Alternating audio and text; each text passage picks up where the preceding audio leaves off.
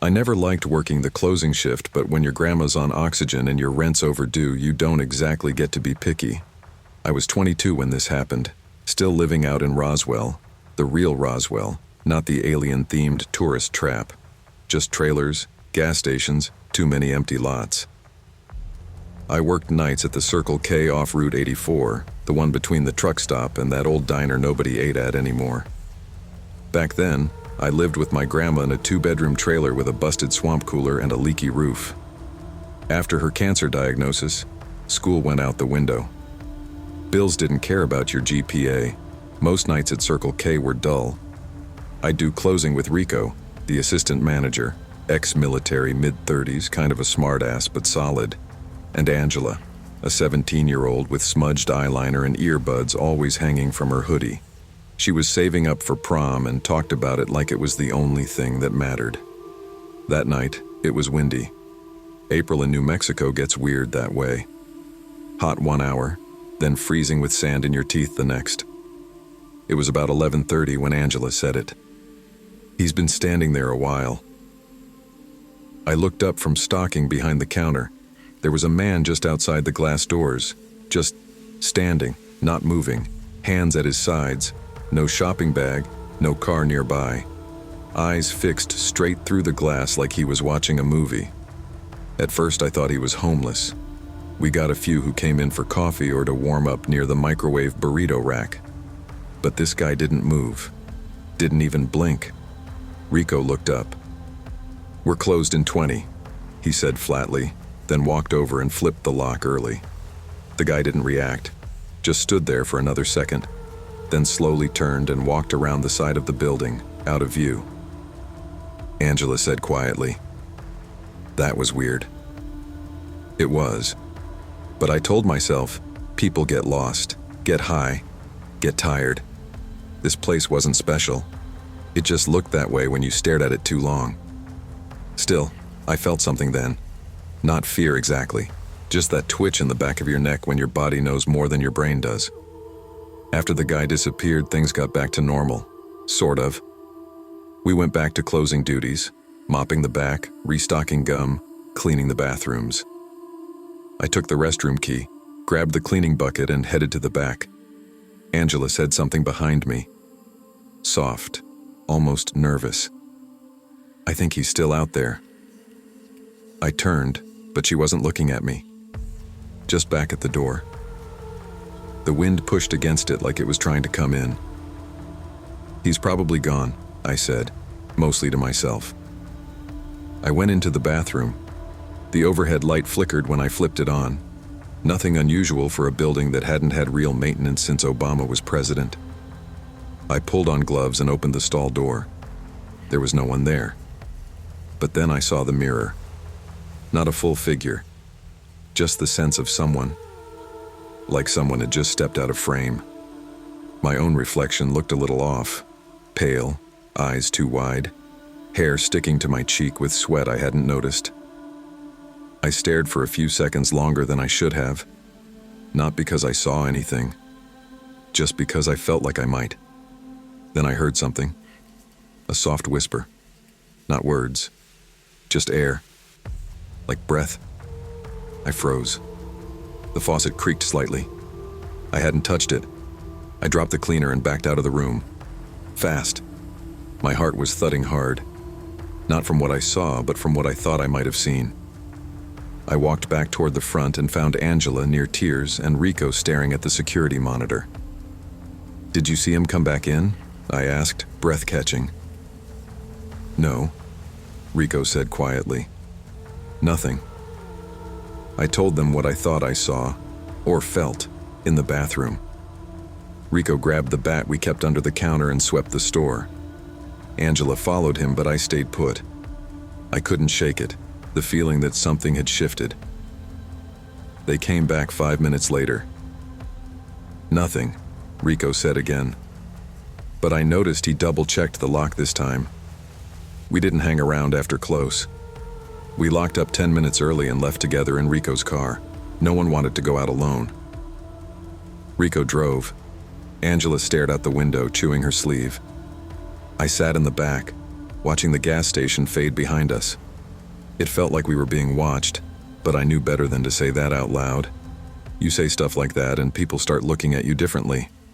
Like maybe you're the problem. "I've worked here 5 years," Rico said, breaking the silence. "Never seen that guy before. Never seen you run like that either." "I didn't see anything," I said.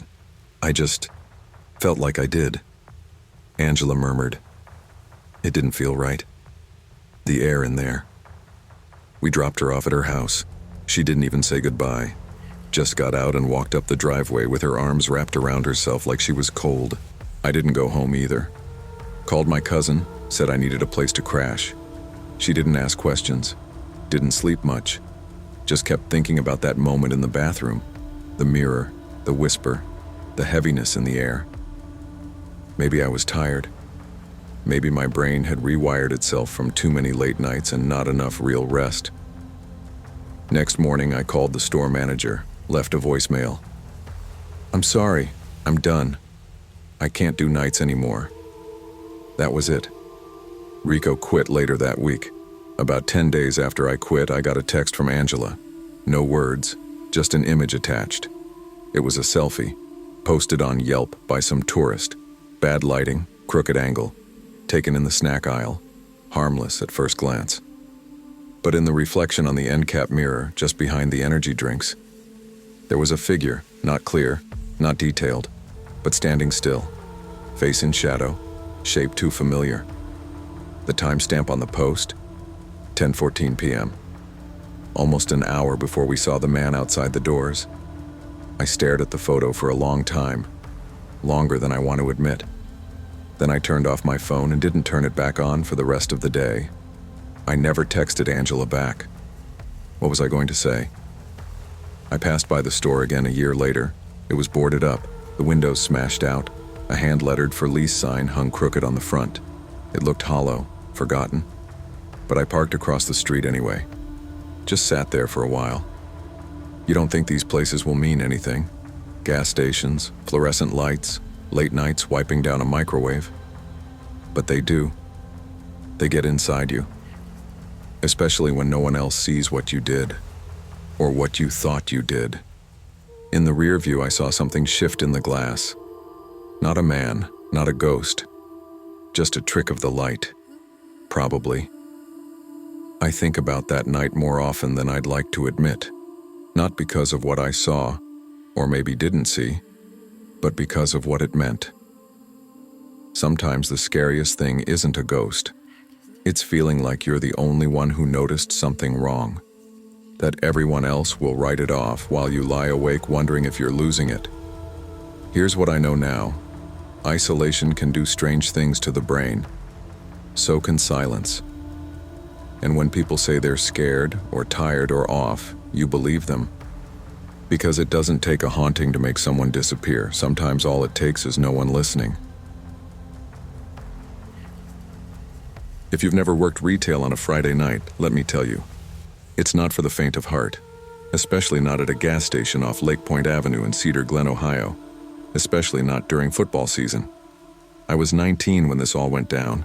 I worked part-time at Circle K, juggling community college classes and helping my mom pay off a second mortgage that we never talk about. My days were a blur of lectures, coffee, and fluorescent lights. I didn't mind the job. It was money. Devin, my usual closing partner, kept to himself. Good guy. Quiet. The kind of person who'd remind you to clock out, then vanish. Every Friday after the home games, the same crew of high school football players rolled in like they owned the place. Shoulder pads half off, cleats clacking on the tile, smelling like sweat and Axe body spray. They never bought much. Mostly harassed the soda machine and flirted with anyone under 30. Zach was their ringleader. Tall, smirky, loud. The kind of kid who'd get voted most likely to get away with it. That night, he swaggered in, grabbed a 44-ounce cup, and made a show of pretending not to pay. "Free refills, right?" he asked, already filling it with Sprite. "Only with a receipt," I said, tapping the plastic sign right in front of him. He laughed. "Come on, it's just Circle K, not like this is NASA." "Still gotta pay." He didn't like that. His eyes narrowed just enough to make it weird. "All right, Officer Lane." He dropped the cup on the counter, not hard but not gently either, and walked out, muttering something under his breath I couldn't catch. Whatever. I went back to wiping down the hot dog rollers, more annoyed than anything. Then I saw it, a folded napkin tucked under the edge of the counter. I almost tossed it in the trash, but something about the ink bleeding through made me stop. "Better watch your back. You're making enemies." I stared at it for a long time. Then I showed it to Devin. He looked at it, sighed, and said, "They're just kids, Marissa. Messing around." But my hands were already shaking. Because a friend of mine, Ashley, had been followed home 2 months ago. Same setup, same kind of boys, and nobody believed her either. I couldn't stop thinking about that note. It stayed with me all weekend, folded and refolded in my backpack like a secret. I didn't show it to my mom. She had enough on her plate with 2 jobs and my little brother. When I mentioned it again on Monday, Devin just gave me that same look, like I was overreacting. "They hang out here every Friday," he said. "You know how they are. You challenge them, they get cocky, that's all." But it didn't feel like all. It felt personal. The following Friday, I parked closer to the store than usual. Under the streetlight, camera facing me. I told myself I was being careful, not paranoid. The same boys came in, right on time. Zach didn't even look at me this time. Just knocked over a bag of pretzels, laughed, and walked out holding a Gatorade. They didn't pay. Devin muttered something about not starting a scene, but I couldn't shake the feeling that something was coming. After closing, I grabbed my bag and headed to my car. That's when I saw it, my Civic sitting low on one side. I crouched down and saw the gash in the tire, not a nail, not road damage, a clean slice. Both rear tires, same angle, same depth, like someone had done it slow, deliberate. My mouth went dry. Back inside, I called Devin over. "Jesus," he said. "You sure someone didn't just, I don't know, to screw with the air pressure?" "I'm sure." We called the manager. No answer, left a message. Then I called the non-emergency police line. A young officer came out, clipboard and all. "No cameras on that side?" he asked. "Nope." "Well, without proof or a witness, there's not much we can do. You want to file a report anyway?" I did, but we both knew it wouldn't go anywhere. Devin drove me home that night. Neither of us said much. I could feel the silence trying to tell me something, and I didn't like what it had to say. This wasn't a prank. This was a warning. On Monday, I checked the new schedule. Afternoon shifts, 4 to 9, every single day.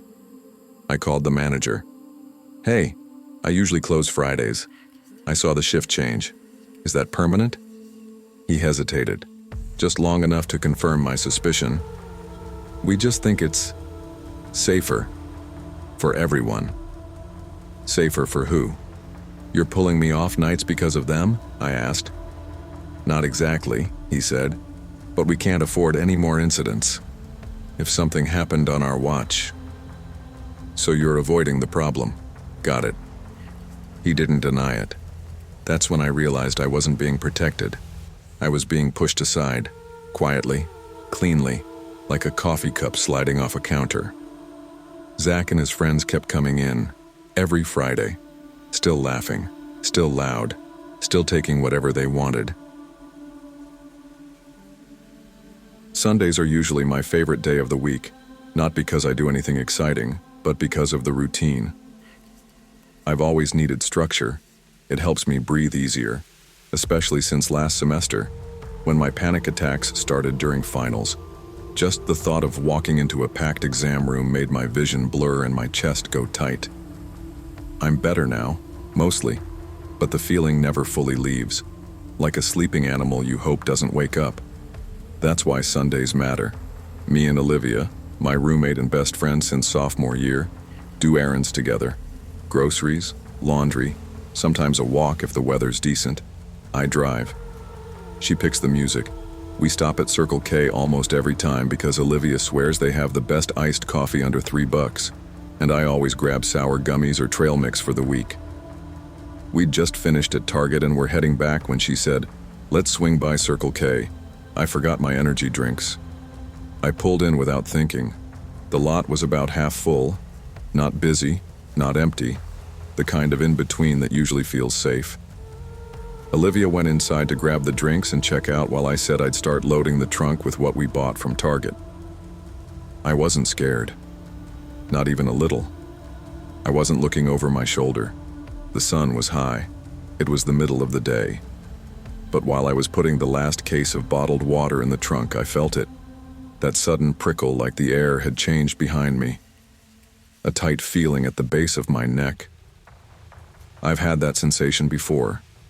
Usually when something bad was coming. I turned slowly. Across the parking lot, maybe 4 rows down, stood a man. Faded green hoodie, long sleeves, hood halfway up. He was beside a red sedan, leaned against it just slightly, but his posture wasn't relaxed. He wasn't on his phone, wasn't smoking, just watching. Me. It could have meant nothing, but I wasn't so sure. At first I thought maybe I was being dramatic, that maybe this was one of those moments where your brain invents danger because it's wired to. But then he moved. He started walking. Not fast, not like a guy late for work or running from something, just straight, steady, toward me. I reached for my phone, reflex, but realized it wasn't in my pocket. It was inside. I'd left it with Olivia at checkout so she could use my rewards app for the gas points. My stomach turned. My hands were shaking, but I did my best to play it off. I shut the trunk calmly, like nothing was wrong. My keys were already in my hand, the metal cool against my palm. I slid one between my fingers, just like Olivia showed me once. "It's not a weapon," she'd said, "but it's better than nothing." The man didn't stop. I thought about running, but my legs felt rooted to the spot. There were people in the store, cars nearby. If I screamed, someone would hear, right? Still, I didn't scream. I just backed toward the driver's side door and pressed the unlock button. He got within 10 feet before stopping. That's when he said it. Calm, almost casual. "Is that a Honda Civic?" I blinked. He stared at me. My sister had that exact one before she disappeared. His tone was flat, but there was something off in the way he said disappeared. Like it wasn't just a story, like I was somehow involved in it, whether I knew it or not. I didn't answer, didn't move except to open the car door, get in, and lock it fast. My hands were slippery on the wheel. I reversed without checking properly, nearly clipping a trash bin. My chest felt like it was about to cave in. Olivia came running out, holding 2 iced coffees in a plastic bag, confused. "What the hell?" she asked, climbing in. "I'll explain later," I said, pulling out onto Watterson without looking back. We didn't say much on the way home. Olivia kept looking at me sideways, waiting for an explanation. I gave her the basics. Man in a hoodie, staring, walking toward me, creepy comment. "Did he try to touch you?" she asked. "No," I said. "But he didn't have to." She got quiet after that. I think she understood. She's been with me through panic attacks, through the nights I couldn't breathe when even shadows made me spiral. She never once called me dramatic. But still, a part of me wondered if I was reading too much into it. People grieve in weird ways. Maybe the car really did remind him of something. Maybe he wasn't a threat. Maybe I projected it all onto him. But that night I couldn't sleep. My ears strained for sounds that weren't there.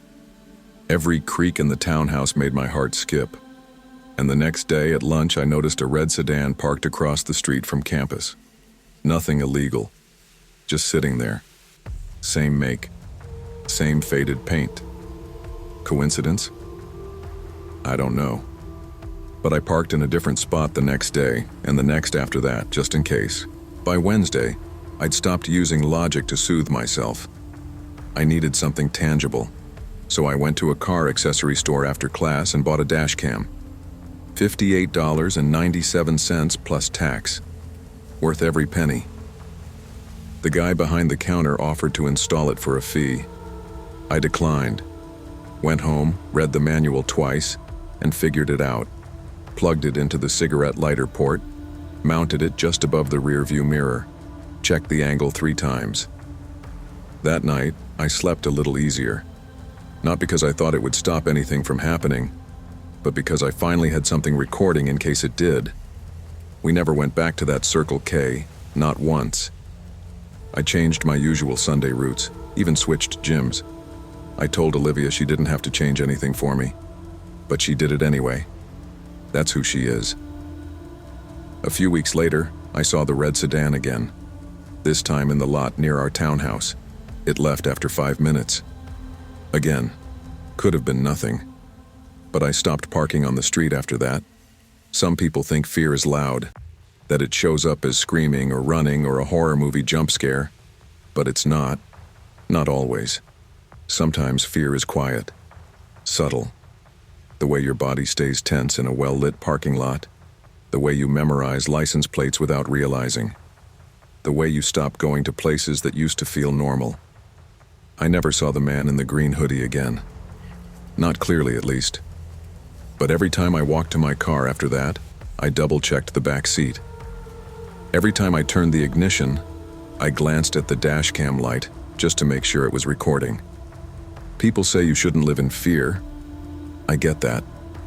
But when something doesn't sit right, when your gut tells you to move, you listen. Because sometimes the danger is real, and sometimes the scariest part is not knowing for sure.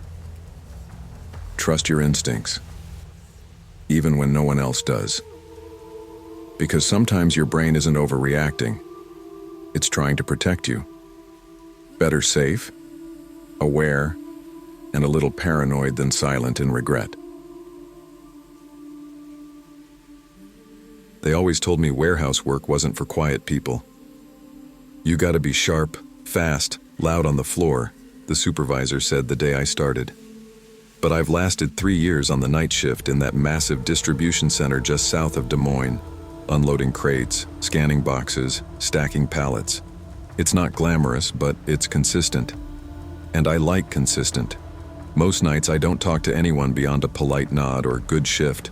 My feet are sore, my back's usually tight, but when I clock out around 9:30 p.m., I get in my 2009 Camry and head straight to Circle K on Meadowbrook Road.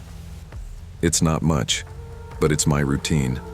A gas station hot dog, an energy drink, sometimes a warmed-up sandwich. I sit at the stool by the window, the one where I can watch the headlights on the road and feel a little less boxed in. It's the only time I slow down and breathe before heading to my tiny studio apartment. That Friday night, it was colder than usual. March in Iowa can't decide if it's winter or spring.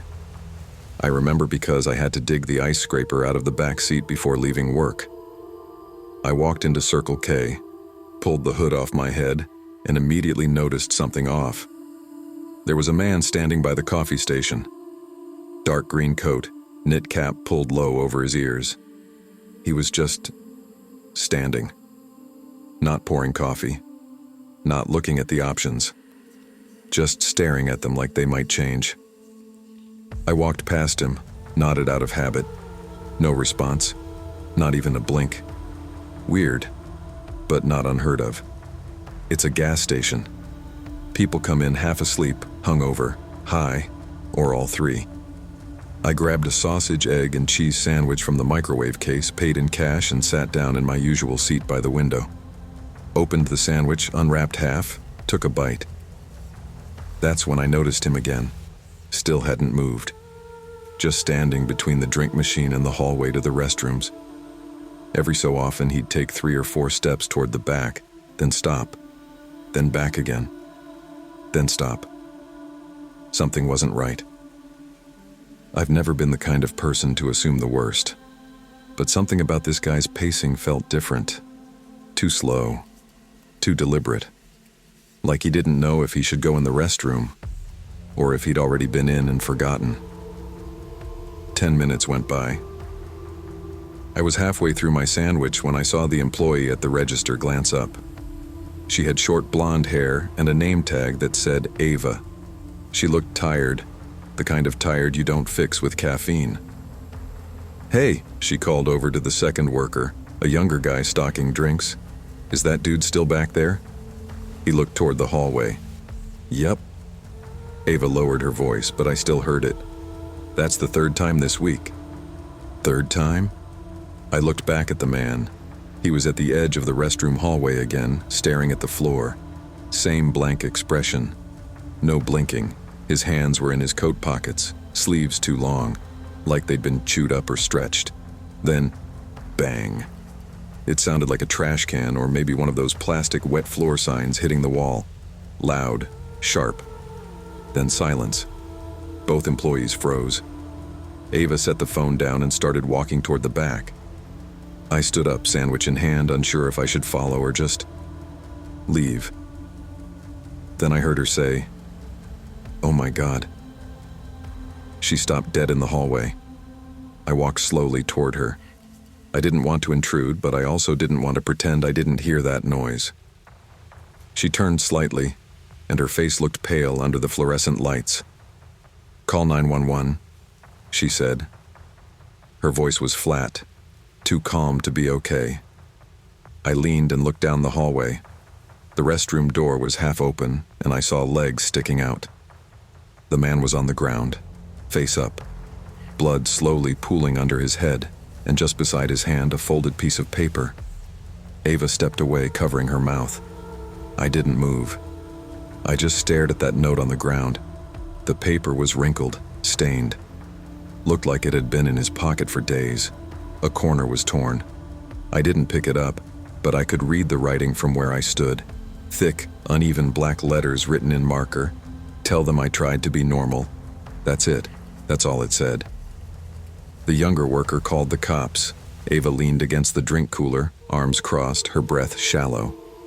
"I knew something was wrong," she said, more to herself than anyone. "He just kept coming back."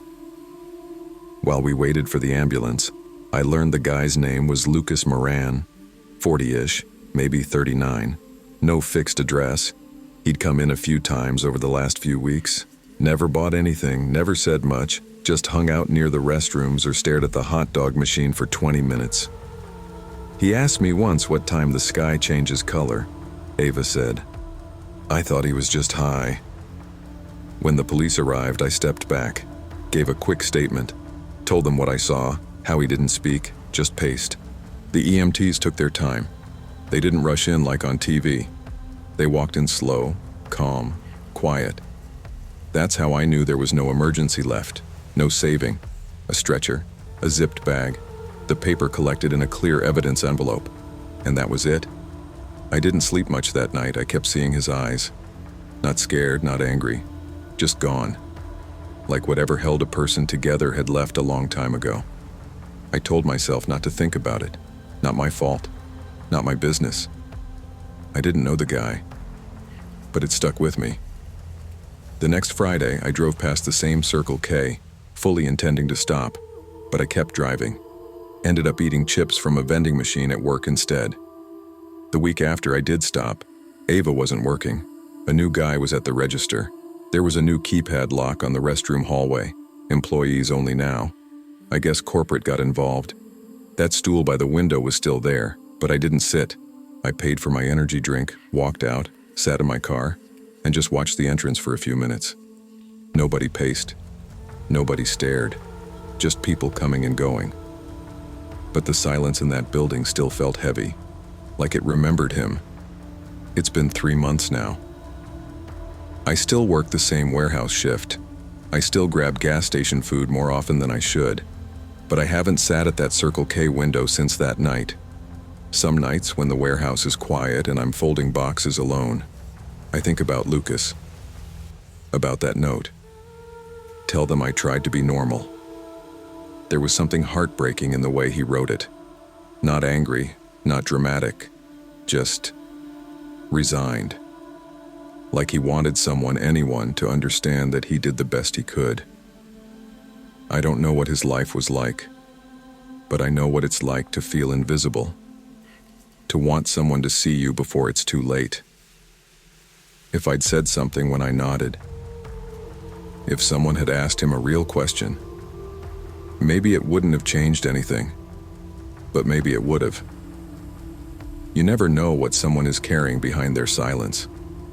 Sometimes the smallest acknowledgement, a hello, a question, a moment of presence, is more important than we realize. And sometimes being human means seeing humanity in someone else before it disappears. It was supposed to be a fun road trip. Just me and Tessa, a full tank of gas, and an excuse to get out of Indiana for a few days. We'd been dating about 6 months, and this was our first big thing, driving all the way down to Biloxi to visit her cousin. She was excited. I was excited. Felt like our first real taste of adult life. We left Bloomington early Saturday, stayed the night in Memphis, and were halfway through Arkansas by the time we rolled into Sunday. Somewhere near Little Rock, we stopped to refuel at this quiet little Circle K just off Highway Exit 232. Not the usual kind with all the chains clustered around it. This was one of those lone stations by itself with dry grass and a heat shimmer on the asphalt. I pulled in, filled up the tank, and we headed inside for snacks. I grabbed an iced tea and some trail mix, and Tessa picked out one of those warm ham and cheese sandwiches wrapped in foil.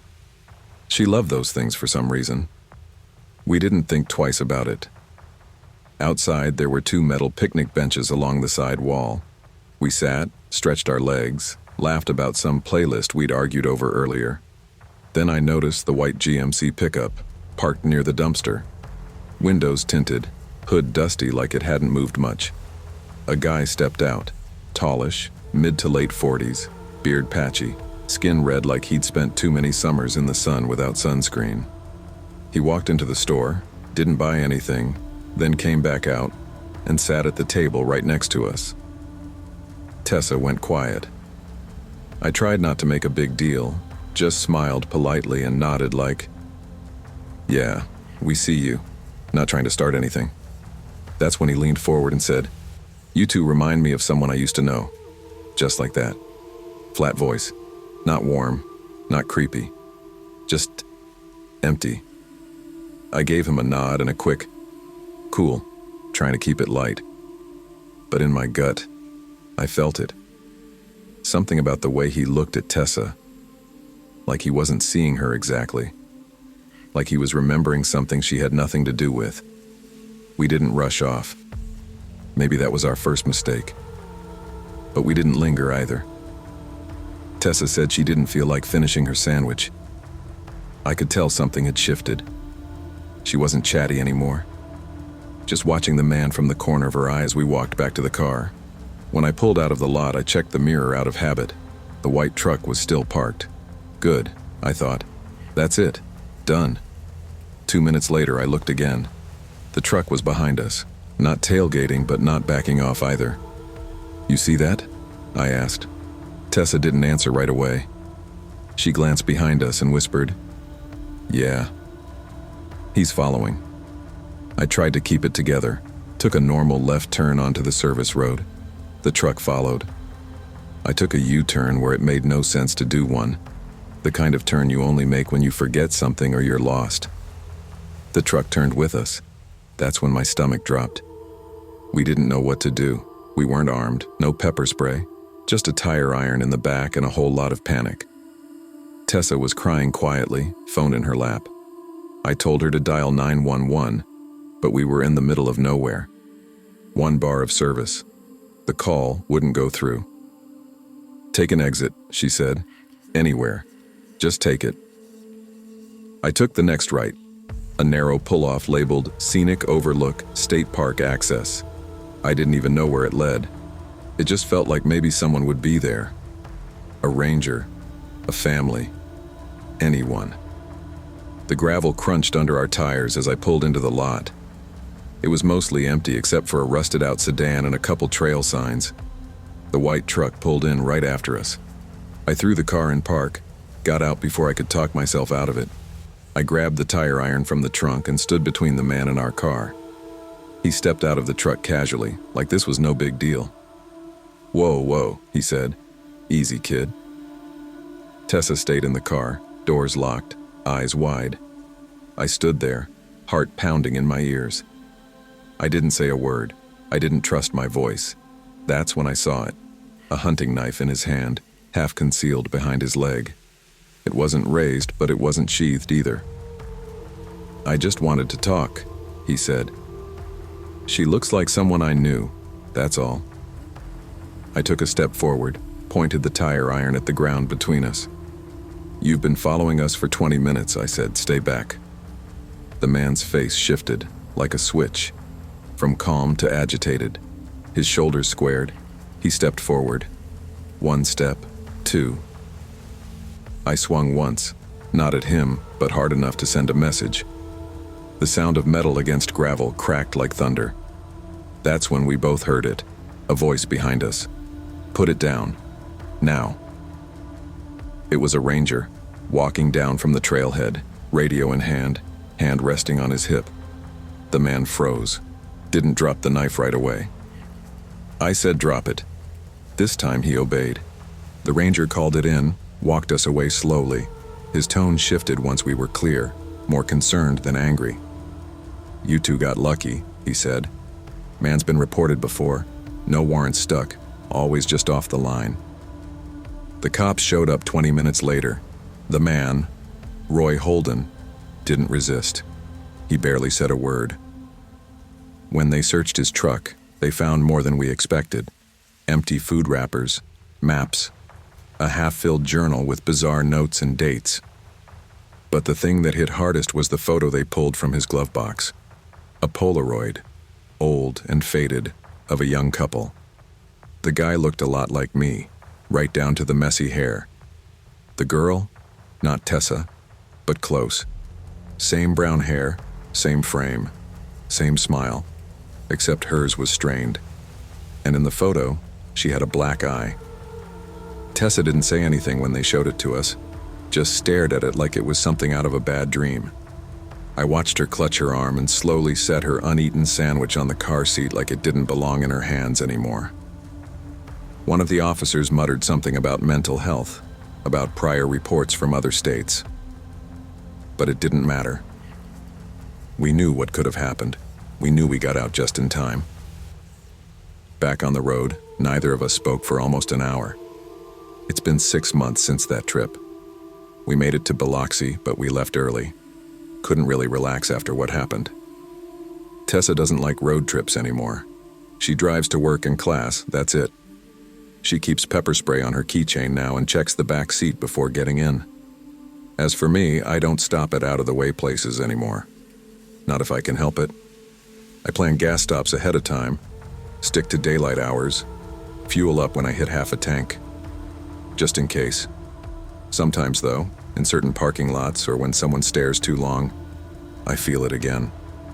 That dry Arkansas air. That flat voice saying, "She looks like someone I knew." It sticks with you. The scariest part isn't that it happened. It's how easily it could have gone another way. Trust your instincts. Even when it feels like overreacting, it's better to be safe than sorry. Not everyone you meet is dangerous, but the ones who are don't always come with warnings. Don't ignore the pit in your stomach. It's there for a reason. Every Tuesday, like clockwork, me, Marina, and Tiff would hit our hot yoga class at the strip mall on Wilmington Island, then cruise 5 minutes down Northridge Avenue to the Circle K for snacks. I don't know when it became tradition, probably sometime in junior year when everything else started feeling heavy. College apps, parents fighting, and trying to hold it together in a town where nothing really changes. Miss Cynthia always greeted us with her bright smile and called us my girls. She was that mix of southern charm and sass, and she always knew our favorites. Glacier Freeze for Marina, sour gummies for Tiff, and kettle chips for me. She made the place feel warm, even when it smelled like burnt coffee and pine cleaner. But the day she wasn't there, something felt off. He stood behind the counter, a tall, wiry man with pale skin and huge, glassy eyes, like a frog. That's what Tiff whispered the second we got back in my car. Froggy, total froggy vibes. He barely blinked, barely spoke. Just muttered prices under his breath and stared too long, like he wasn't sure what people were for. At first, we figured he was just tired or new. We've all had off days. But Froggy kept showing up, week after week. Never friendly, never mean, just weird. He'd forget to bag your stuff unless you reminded him. He'd chuckle at nothing. One time he smelled the Gatorade before handing it over, I swear. Tiff said maybe he was on something. Marina said maybe he had a head injury. I told myself to stop being dramatic, but I still missed Miss Cynthia. We never asked where she went. That was our mistake. One Tuesday, we went earlier than usual. Yoga got canceled because of a plumbing issue, so we hit Circle K around 6:30 instead of 7:15. Still hot out, that late Georgia sun pressing down on the lot. Inside, it was dead. No other customers. The coolers hummed loud. It smelled weird, like burnt plastic and something metallic. Marina went to the fridges. Tiff made a beeline for the snack wall, and I headed to the counter with my usual kettle chips and a white chocolate protein bar. Froggy was there, of course. He didn't say hi. He never did. He scanned my stuff without looking down. Then he just held the bag out. But he didn't let go. His hand stayed wrapped around the plastic like it was glued there. His eyes locked on mine, big and glassy. "You like chicken, don't you?" he asked. My mouth went dry. "What?" He didn't repeat it. Just smiled. That kind of smile you see on people who laugh at their own thoughts. And turned around, fiddling with the receipt printer like nothing happened. When we got to the car, I tossed the bag in the back seat and sat in silence. I didn't even want to open the chips. Tiff was still giggling over the name of some new energy bar. Blood Orange Rush. She unwrapped it and passed me one of the chips, half as a peace offering. I popped it in my mouth. Something was off. Way off. It wasn't the salt. It was metallic. Sharp. Like old vinegar and something I couldn't place. My stomach turned. Tiff grabbed one and held it to her nose. "What the hell is this?" she asked. "It smells like rust." I spit mine out and wiped my tongue on my sleeve. It wasn't a seasoning I'd ever tasted before. It didn't feel like a seasoning at all. We drove straight to my house. My dad was in the garage changing the oil in his truck. I was shaking by the time we pulled in. "Someone needs to talk to that guy," I said. Seriously. My dad's a mechanic, but more than that, he's a dad. Protective in that quiet, fix-it-with-my-own-hands kind of way. I told him everything. The weird chicken comment, the chips, how Froggy had been there for weeks. He didn't laugh, didn't even roll his eyes like I expected. "Get in the truck," he said. We drove back. I didn't go inside with him, just watched from the passenger seat while he walked into that too-bright store with his military boots and mechanic's confidence. He came back out 5 minutes later, shaking his head. "He's not there," he said. I sat up straight. "What do you mean?" The lady at the counter, younger, maybe early 20s, said there's no one named that on payroll. No man, no temperature. Said maybe I was confused with another location. "No way," I said. "He was there an hour ago. He's always there." Dad shrugged. She said only women work evening shifts now. Cynthia's out on medical, didn't say what. I wanted to go back in, make them prove it, show security footage. But I didn't.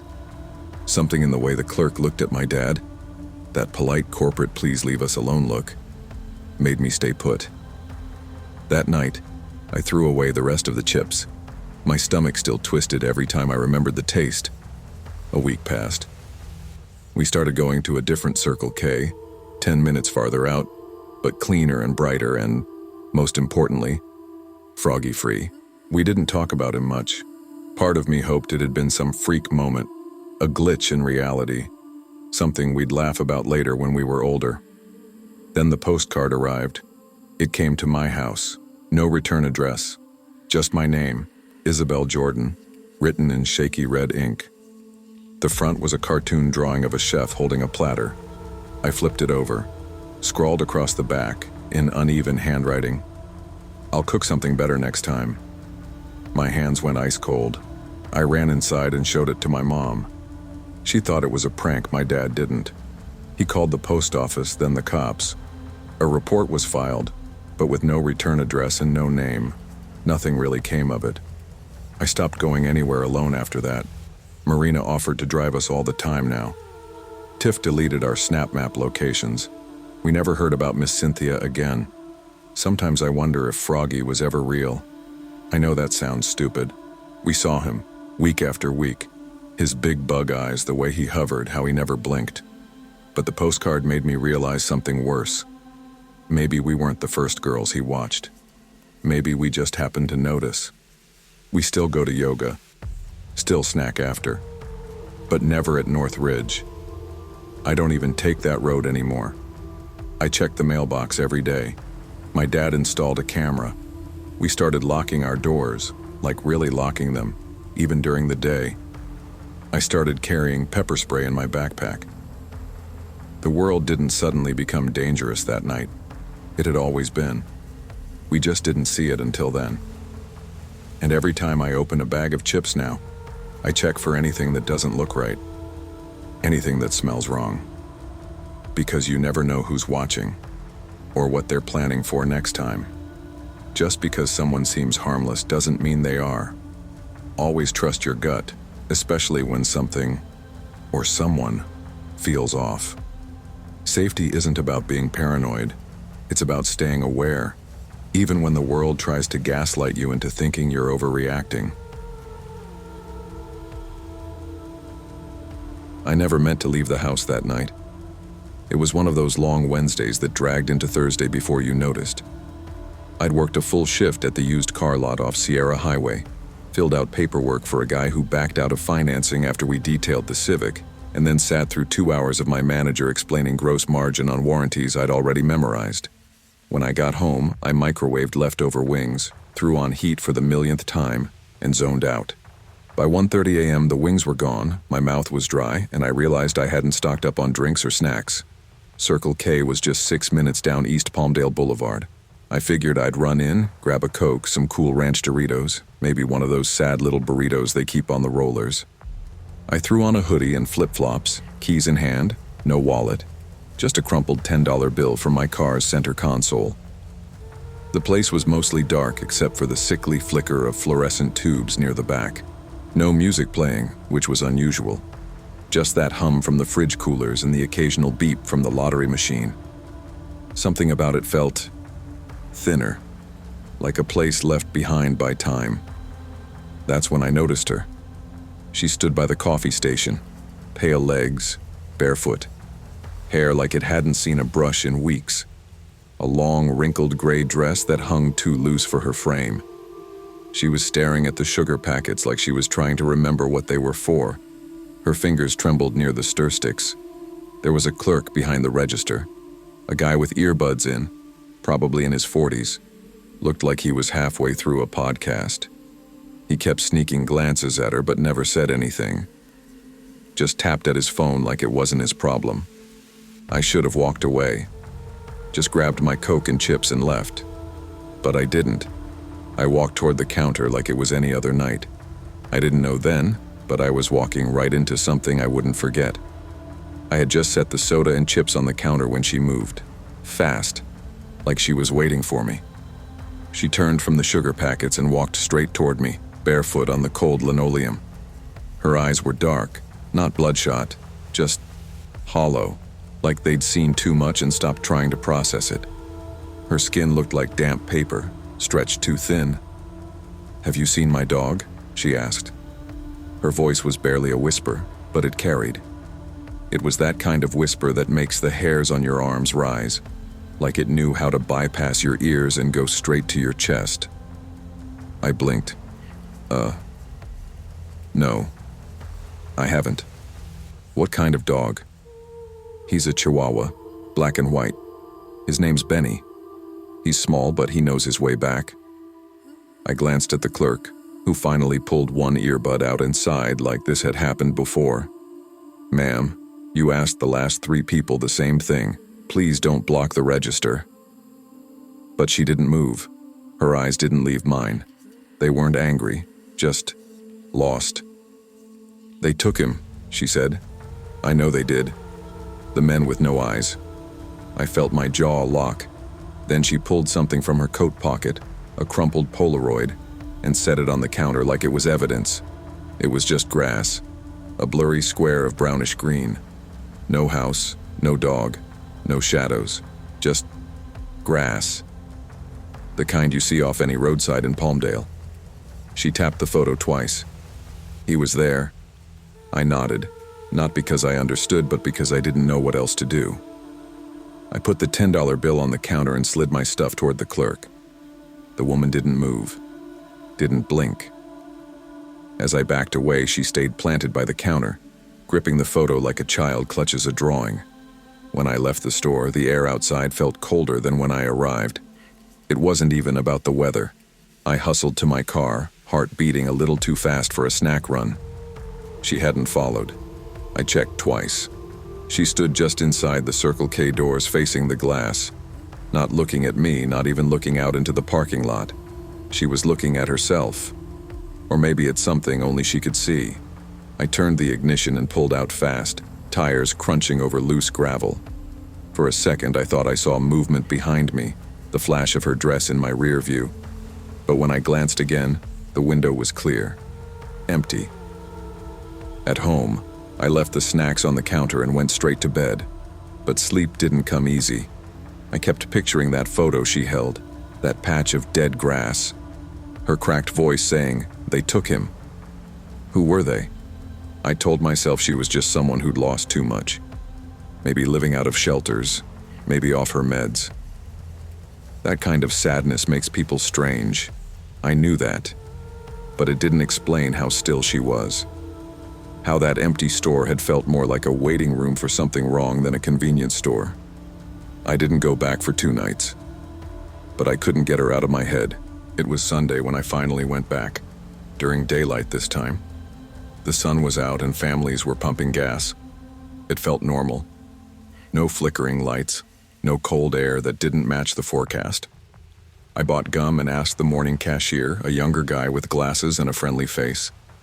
"Hey, that woman, kind of thin, pale, barefoot, long gray dress. You know who she is?" He paused, then gave a slow nod. "Yeah, she's been coming around off and on for years, mostly at night. Doesn't hurt anyone. Used to live across the street before they tore those houses down for the Dollar Tree." "What's her story?" I asked. He hesitated, chewing his lip. "She had a son, 5, maybe 6 years old.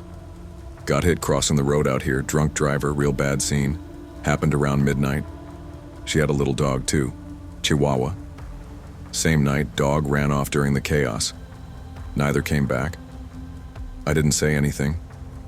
Didn't need to." He added quietly, "She started showing up every few weeks. Always talks about the dog. Sometimes the boy, sometimes the photo." I left the gum on the counter. Didn't need it anymore. I never saw her again. Sometimes I wonder if I imagined her. That's easier to believe than the truth. That she's out there somewhere, walking barefoot down cracked sidewalks, asking strangers about a dog that's been gone 5 years. But I know I didn't imagine her. I remember the way she stared. Not at me, through me. Like I was just the latest ghost she needed to talk to. And I remember that photo. That empty patch of grass. Now, every time I stop at that Circle K, always in daylight, I glance toward the coffee station, and sometimes for just a second I think I see someone standing there, thin, pale, waiting. But there's never anyone. Grief doesn't always scream. Sometimes it just whispers to strangers at 2 a.m. in convenience stores. You never know what kind of pain someone carries. So when something feels off, it might not be evil. It might just be heartbreak in disguise. Stay human, stay aware, and always listen before you judge. I don't remember the exact moment I realized my drive had turned into a blur. 4 hours straight from Dallas to Lubbock. No music, just caffeine and exhaustion taking turns. I was tired in that bone-deep way you feel after a long day at the software support center and a weekend door knocking to see family. By the time I exited onto Highway 84, I just wanted a bottle of water and something sweet, something to make my eyes not float closed on the highway again. That's when I saw the Circle K. One lone pickup under a flickering fluorescent sign. Some construction cones propped around like nobody bothered to clean them up. I pulled in and stopped before the sliding doors, blinked at them as if they might flicker out at any second. Inside felt off. Empty aisles. Too bright, but kind of dim. No music playing, just the hum of the coolers. No open register, just a nervous young guy behind it, looking like he'd rather be anywhere else. Then I noticed him, somewhere off to the side. A man with a ripped Carhartt jacket, backpack hanging off his shoulder like he was carrying the whole world. He was buying 6 energy drinks, jerky, and a handful of peanut butter cups. The clerk kept checking the backpack, eyes rolling to the ceiling, scanning mirrors, shifting uncomfortably. That's when I heard him. Not directly, but breaching the silence. Can't sleep. Can't stop. They'll find me. Not tonight. Not tonight. He looked unwell. Scruffy beard, hollow cheeks, eyes darting. Something about the way he muttered made a knot in my gut. I pulled a bottle of water from the fridge and tried tuning him out, but his voice echoed every time I took a sip. I told myself he was just someone having a bad night. Maybe mental health or drugs or just a hard life. But I felt the store tighten around me. The tension was thick, like the air before a storm. I headed to the counter with my water and sugary candy bar, heart doing a jittery drum roll. Our eyes met briefly. His looked haunted. Mine tried to stay polite. Then I paid and walked toward the door, pretending I didn't notice him following, just one step behind. I felt his hot breath like a warning. I thought I was imagining it, just a trick of the faint fluorescent light or the heat radiating off the asphalt outside. But when I turned to leave, he spoke again. They already know your plate. They're watching you now, too. I froze like a deer caught in headlights. He was so close my shoulder hardened against his backpack. Something primal in me typed fight or flight, and I chose flight. I dropped my candy on the counter and bolted out. The clerk barely even glanced up, just said, "Have a good night, man," like he'd heard worse. I didn't say anything. I just got out. Outside, it was quiet, sweaty. The night smelled like dust and something mechanical. I jumped into my car and cranked it. The engine roared louder than my heart. I reversed fast and backed onto the service road. Didn't look back. But in my peripheral, I saw him, standing by the door, just sitting on the sidewalk next to the ice machine, legs cross-legged, whispering to himself. Just waiting. Like this was his spot, part of his routine. I stared for a second, then turned and drove off before my brain even fully caught up. I couldn't go home yet, not with that thought in my head. So I drove, just sat in circles around the area, checking the rear view every 30 seconds. Bright lights, dark lights, stop sign lights. I watched all of them. Each reflection felt like potential eyes on me. I called my roommate and explained it all over the phone without breathing. "Dude, I'm not making sense, but something was wrong. He followed me. He said they know your plate." She went quiet, then said, "Get somewhere safe before man mode shuts off." So I grabbed coffee at a 24-hour diner and asked for hot water just to hold. Half an hour later, I went home. But sleep didn't come easy. I lay in bed staring at my ceiling fan, thinking about his backpack. What was in it that made him so nervous, so desperate? Morning came with sunlight I almost resented. I went to work, eyes shifting every time a stranger entered the office. That afternoon, I got a call from Circle K's night manager. He said the man hadn't been seen since. Said apologies, probably just a creepy customer. I didn't know what I expected, but I felt relieved and angry. They might not report it, but I lived it. Then, 2 days later, local news popped up on my feed. Police had found a suspicious backpack under a highway overpass just 2 blocks from that Circle K. They cordoned off the area for public safety. No details given. I stared at the photo of an unmarked black backpack sitting under a concrete arch, right where that man would have walked. I felt an echo in my chest. I noticed my car's license plate reflecting in the screen. I'd kept the plate cleaner since that night. Felt ridiculous. I don't go that Circle K anymore. I'll fuel up somewhere else. Tesco, random station, anything not by that service road. Work's back to normal. Hangovers from code bugs, weird support calls. I still drive late at night to Starbucks 2 miles farther. Need the caffeine, sure, but also the people, even if they don't know me. Sometimes at midnight I catch a reflection in a car mirror or a storefront window. I'm always checking that no one's behind me. But beyond that, I wonder what that man was running from, or to. Could be delusion, could be a conspiracy, could be nothing. Doesn't matter. He said they're watching you, and I believed him, because he believed it first. Trust your gut. Don't dismiss the quietly disturbing moments. Sometimes safety isn't about logic. It's about instincts reacting to the world our brains haven't fully processed. Don't let politeness shut down your alarm. If someone's fear pushes a normal person into circles at midnight that fear matters, stay aware, stay alive. My name's Devin Hill. Back in late 2022, I was 19, juggling general ed courses at a local community college and working a dishwashing job at Pete's Diner, right across from a Circle K on Sargent Road in Indianapolis. I wasn't doing anything glamorous, just trying to stay ahead on bills and avoid moving back in with my mom. Pete's wasn't fancy. The kitchen was always hot, the shifts long, and the manager, Mick, had this used car salesman vibe.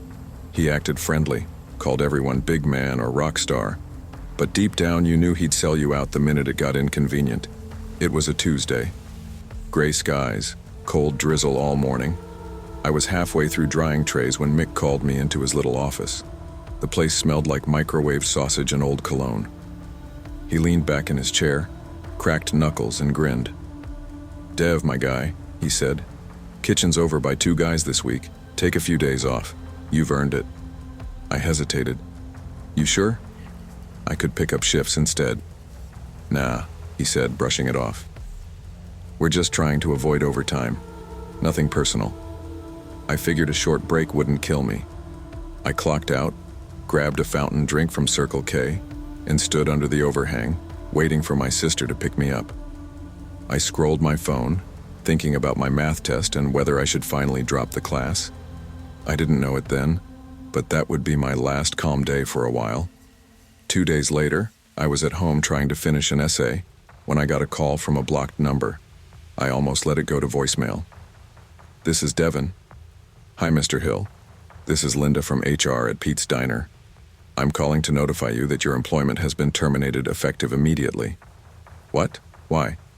"There's security footage of you operating the company vehicle during a hit-and-run incident. Damage to a parked car, serious liability." I sat up, stunned. I've never driven that car. Mick won't even let me mop without asking. She sighed like she'd heard every excuse. "Your ID, apron, and name tag were all visible. It's an internal decision." She hung up. I stared at the wall. I hadn't even been at work that day, and now I was fired over something I didn't do. My hands were shaking. I texted Mick, no reply. I called, straight to voicemail. I felt this cold drop in my stomach. I knew something was off, but I didn't know how bad it was yet. The next morning, I headed straight to Circle K. Janelle, the day shift lead, was behind the counter. She'd always been chill with me, called me quiet kid, but meant it as a compliment. "Hey, Janelle, can I ask you something kind of weird?" She looked up. "You okay?" "Not really. I think someone at the diner used my uniform to do something shady. Any chance I could see the camera footage from Tuesday?" She raised a brow. "You think you were framed?" "I know I didn't do it." Janelle checked if the manager was out. Then she led me into the back room. We scrubbed through footage, and at exactly 2:43 p.m., there it was. A guy walking out of the diner kitchen in my Pete's apron. Same building, same walk. But when he turned slightly, the side angle told the truth. "That's Travis," I said. Janelle paused. "The line cook with the buzz cut?" "Yeah. He must have taken my apron and name tag. I leave my locker unlocked sometimes. She leaned in. That's some bold crap. She printed 3 screenshots and handed them to me. You should show Mick. I nodded, though my gut told me it wouldn't fix anything. Back at Pete's, the kitchen smelled like fryer oil and burnt toast. I walked through the back, holding the screenshots. People looked at me, then looked away. Mick was on his phone in the office. I didn't knock. Got a minute? I asked. He looked up slowly. You're not supposed to be here. I tossed the papers onto his desk. That's not me, it's Travis. He barely glanced at them. Kid messed up, he panicked. You? You got no priors? You were cleaner. You used me? I said. He shrugged. This isn't personal. He needed a break. I covered him. You'll be fine. You lied. I lost my job. My name's on that report. No one's gonna care. You think HR's gonna issue an apology? My fists clenched, but I didn't say anything. There was nothing I could do. Mick smirked. Don't make a scene. I walked out. Everyone watched, but no one said a word. I couldn't sleep for days. I kept replaying it in my head, how fast people turn on you when you don't serve their interests. Then, one afternoon, Janelle texted me. We need part-time. You want in? I didn't think twice. Working at Circle K wasn't ideal, but I showed up early, stayed late, and didn't complain. I stocked shelves, cleaned spills, learned the register. Janelle had my back. It wasn't much, but it gave me something I'd lost: control.